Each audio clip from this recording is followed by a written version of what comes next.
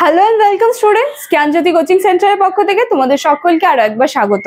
এর আগের দিনের একটি ভিডিওতে আমি মেন্টাল হেলথ অ্যান্ড হাইজিনের উপর একটি কোশ্চেন তোমাদের সামনে আলোচনা করেছিলাম এবং বলেছিলাম যে এরপরে আরো একটি কোশ্চেন নিয়ে তোমাদের সামনে চলে আসবো।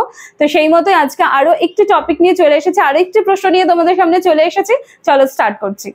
দেখো, আজকে আমাদের আলোচনার বিষয় হলো মানসিক চাপের বিভিন্ন উদ্দীপক বা বিভিন্ন কারণগুলো বলতে পারো, এবং এর মধ্যে 4টা পয়েন্ট আমি রেখেছি।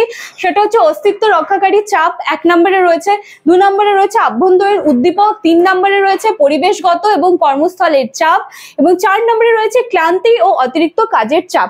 ঠিক আছে, এই যে মানসিক চাপ যেটা রয়েছে না, সেটা কিন্তু আমাদের দৈনন্দিন জীবনে আমাদের প্রত্যেককেই কিন্তু এই মানসিক চাপগুলো কিন্তু বা মানসিক চাপের কিন্তু সম্মুখীন হতে হয়, এবং বেঁচে থাকতে গেলে কিন্তু এই চাপগুলো আসবে, নানান ধরনের কি বলবো সমস্যাগুলো আসবে, কিন্তু এই সবকিছুর মধ্যে দিয়েই কিন্তু আমাদেরকে বেঁচে থাকতে হবে। আচ্ছা, এই যে বেঁচে থাকা, দেখো সেটা নিয়েই কিন্তু প্রথম পয়েন্টটা কি আছে, অস্তিত্ব রক্ষাকারী চাপ। ঠিক আছে, ব্যক্তি বা মানুষ পরিবেশের সাথে অভিযোজন করেই কিন্তু নিজেকে টিকিয়ে রাখার চেষ্টা করে। এই যে নিজেদের যে অস্তিত্ব, সেটাকে টিকিয়ে রাখতে যাওয়া কিন্তু একটা বিশাল লড়াইয়ের কথা। ঠিক আছে, প্রত্যেক দিনে নানান ধরনের কাজের চাপ বলতে পারো, পারিপার্শ্বিক পরিবেশের নানান ধরনের চাপ, সবকিছু নিয়েই কিন্তু মানুষকে তার যে অস্তিত্ব রয়েছে পরিবেশে, বা তার যে অস্তিত্ব রয়েছে সেইটাকে প্রমাণ করা কিন্তু খুব একটা চাপের বিষয় হয়ে যায়।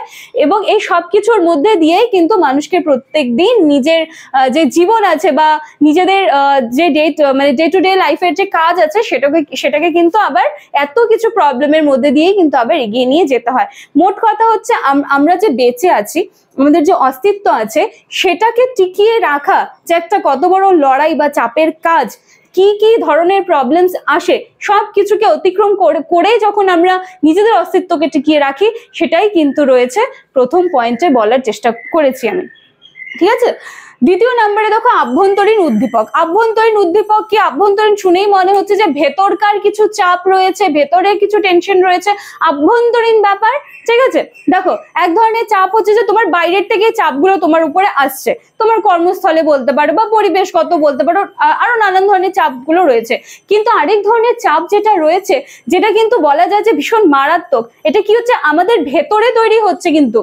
আর এই ধরনের যে চাপটা রয়েছে, সেখান থেকে কিন্তু বের হয়ে আসা একটু সমস্যা হয়ে যায়, কারণ লড়াইটা যখন আমাদের নিজেদের সাথে নিজের হয়, দ্বন্দ্ব যখন আমাদের নিজেদের সাথে নিজেদের হয়, যখন নিজেকে বোঝাতে হয়, সেই জায়গাটাই কিন্তু আমাদের মানসিক চাপের কারণটা অবশ্যই থেকে যায়। ঠিক আছে, মনে করো তোমার সাথে কিছু একটা ঘটনা ঘটেছে, সেই ঘটনাটাকে তোমার একসেপ্ট করতে কিন্তু ভীষণ প্রবলেম হচ্ছে, কারণ তুমি বুঝতে পারছো যে তোমার মধ্যে যেই বিভিন্ন ধরনের আবেগ চলছে বা নানান ধরনের যে কথাগুলো তোমার মধ্যেই চলছে, এই ক্ষেত্রে কিন্তু কি হচ্ছে, তোমার মধ্যে তৈরি হওয়া যে ঝড়গুলো, তোমার মধ্যে তৈরি হওয়া যে দ্বন্দ্বগুলো, সেগুলো কিন্তু তোমাকে বুঝিয়ে নিতে হচ্ছে। তাহলে এটা হচ্ছে যে নিজের ভেতরে তৈরি হওয়া যে চাপগুলো, সেটা হচ্ছে আভ্যন্তরীণ উদ্দীপক।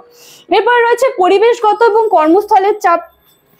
এটা কি, দেখো মানুষের পারিপার্শ্বিক জীবনে নানান ধরনের চাপের কথা আমি বলেছি। আর কর্মস্থলের চাপ যেটা রয়েছে, মনে করো তুমি যেখানে কাজ করছো, সেই জায়গাটা তোমার কমফোর্টেবল না, সেখানে তুমি গিয়ে নিজের স্বাচ্ছন্দ্য মতো কাজ করতে পারছো না, বা সেখানে নানান ধরনের প্রবলেমস হচ্ছে। ঠিক আছে, তো সেখানে কর্মস্থলের নানান ধরনের প্রেশার কিন্তু আমাদের উপর চলেই আসে। কম বেশি আমরা অনেকে এই জিনিসটা ফেস করি, যারা মনে করো যে বাড়িতে দেখি যে যারা বাইরে কাজ করছেন, বাবারা যারা বাইরে কাজ করছেন, আমাদের মারা যারা কাজ করছেন, তাদেরকেও কিন্তু আমরা অনেক সময় দেখি যে বাড়িতে আসার পরেও কিন্তু নানান ধরনের চাপের মধ্যে তারা থাকেন, নানান ধরনের অফিসের যে সমস্যা বা বাইরে যেখানে কাজ করে আসছেন, সেখানে সারাদিনের কি হয়েছে, সব কিছু কিন্তু একটা চাপ ওনাদের মধ্যে কিন্তু আমরা লক্ষ্য করতে পারি। ঠিক আছে, এটাও এক ধরনের চাপ। এরপরে রয়েছে ক্লান্তি ও অতিরিক্ত কাজের চাপ। এটা কি, দেখো যে তুমি তোমার ক্ষমতার বাহিরে গিয়ে বা ক্ষমতার বাইরে গিয়ে যদি অনেক বেশি কাজের প্রেশার নিয়ে নাও, তখন কিন্তু কি হচ্ছে যে তুমি সেই কাজটা সময় মতো কিন্তু শেষ করতে পারছো না। এবার তুমি অনেকগুলো কাজ নিয়ে নিয়েছো এবং সেটা করতে কিন্তু তুমি টায়ার্ড হয়ে যাচ্ছ, তুমি ফিজিক্যালি টায়ার্ড হয়ে যাচ্ছ, এর সাথে সাথে তুমি কিন্তু মেন্টালিও টায়ার্ড হয়ে যাচ্ছ, এবং তার ফলে কি হচ্ছে, এই যে ক্লান্তি, অবসাদ, এই জিনিসগুলো আসছে, এবং যার ফলে প্র্যাকটিক্যালি কিন্তু দেখা যাচ্ছে যে যখন তোমাকে একটা কি বলবো সময়ের মধ্যে বলা হয়েছে যে কাজটাকে শেষ করতে এবং তুমি সেটা শেষ করতে পারোনি, তাহলে অটোমেটিক্যালি এই যে কাজটা যে শেষ করতে পারোনি সেটার কিন্তু একটা চাপ আবার তোমার মধ্যে চলে আসে। ঠিক আছে, তো এটাই হচ্ছে ক্লান্তি ও অতিরিক্ত কাজের চাপ।